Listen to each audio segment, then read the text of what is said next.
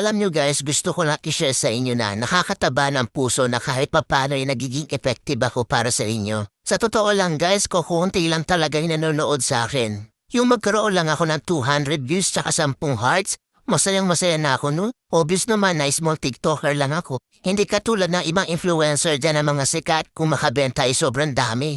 Pero ako guys, kahit ganyan lang yan no? Ang saya-saya, promise. Kahit ganyan lang guys. Feeling ko hindi ako napanghihinaan ng loob.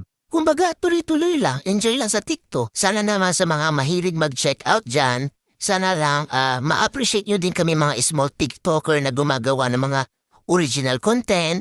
Hayaan nyo na yung mga influencer, mayayaman na yun. Yung tipong sila naka-iPhone 14, yung mga video camera nila, gaganda. Tapos ako naka-Realme, ang labo pa.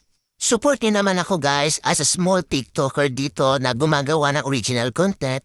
Sana ma-appreciate niyo po ang mga video ko. Salamat!